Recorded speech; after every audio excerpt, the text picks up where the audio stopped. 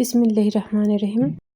আমি ডিউটি থেকে আসছি, ১ ঘন্টা আমার কাছে আছে রান্না করে, ইফতার করে আবার নামাজ পড়ে চলে যেতে হবে। নামাজ পড়তে, পড়তেই ফোন আসে যে কখন আসবে। আর তাই আমি ইফতারি কোনো নাস্তা নেই, ডিরেক্ট ভাত, কারণ খেয়েই আমাকে ডিউটিতে যেতে হবে। যাই হোক, এই মাসটা অনেক ইম্পর্ট্যান্ট একটা মাস। আমরা সবাই অপেক্ষা করে থাকি। এই মাসে আমরা আমাদের অনেক কিছু প্রয়োজনীয় আল্লাহর কাছে চেয়ে নিতে পারবো। আমার মন থেকে ইবাদত করে যেকোনো কাজের, যেকোনো সমস্যার সমাধান আমরা এই মাসে বের করতে পারবো ইনশাআল্লাহ। একটা রহমতের মাস। এই মাসটাতে অনেক ইম্পর্টেন্ট টাইম থেকে যে এই টাইমগুলোতে দোয়া কবুল হয়। যেমন আমরা ইফতারের আগে আল্লাহর কাছে চেয়ে নিতে পারি, বসে, বসে দোয়া করতে পারি। আমাদের অনেক কিছু যেমন আটকে থাকে, জব, টাকা-পয়সা, অনেক কিছু সমস্যা থাকে। আমরা সেহরিতে উঠে তাহাজ্জুদ পড়তে পারি। আপনারা তো রান্না করতেই হয় সেহরিতে। তো আপনি সবার জন্য যেহেতু এত কষ্ট করে রান্না করবেন, তো আপনার নিজের জন্য কিছুক্ষণ আগে ১০ মিনিট আগে উঠে নিজের জন্য ১০ মিনিট দিন। নামাজ পড়ুন। আর তাহাজ্জুদের দোয়া তো জানেনই, ওটা মানে এমন একটা দোয়া যেটা কখনোই বিফলে যায় না।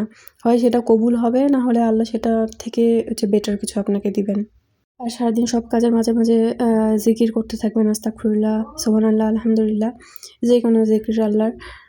আর মেইনলি আস্তাগফিরুল্লাহ জিকির করলে তো আপনারা জানেনই যে রিজিকের কোনো টেনশনই থাকে না। আর এমন জায়গা থেকে আল্লাহ রিজিকের উৎস দেন আমাদেরকে, আমরা যেটা ভাবতে পারবো না। এই মাসটা অনেক সুন্দর একটা মাস, কিন্তু এটাকে আমরা বোঝা মনে না করি।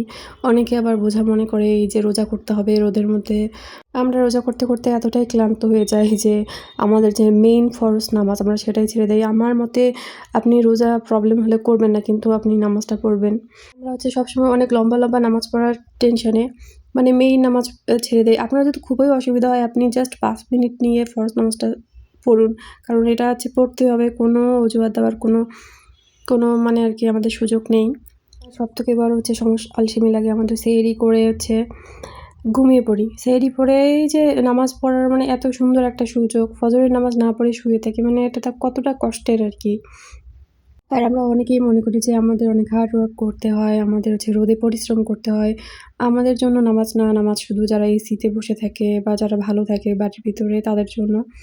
কিন্তু না, এটা একটা বড় একটা আমাদের জন্য, আল্লাহর জন্য না, আমাদের জন্য একটা সুযোগ আল্লাহর কাছে অনেক কিছু চেয়ে নেওয়ার জন্য, অনেক কিছু অ্যাচিভ করার জন্য।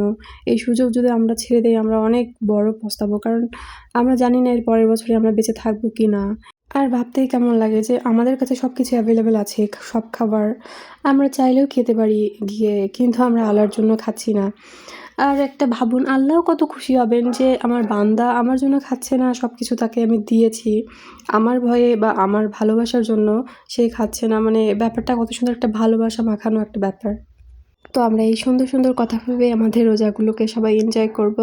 আর সারাদিন জিকির করে দিনটা কাটাবো। জিকির করলে দেখবেন মনটা অনেক ভালো লাগে। আর লাইফের সমস্যাগুলোও শেষ হয়ে যায়। চিন্তা করে কোনো সমস্যা শেষ হয় না, জিকির করে শেষ হয় ইনশাআল্লাহ। আর আপনি কোথাও সার্চ করে দেখবেন যে রোজার বেনিফিটস আমাদের শরীরে অনেক ভালো উপকারিতা রোজা।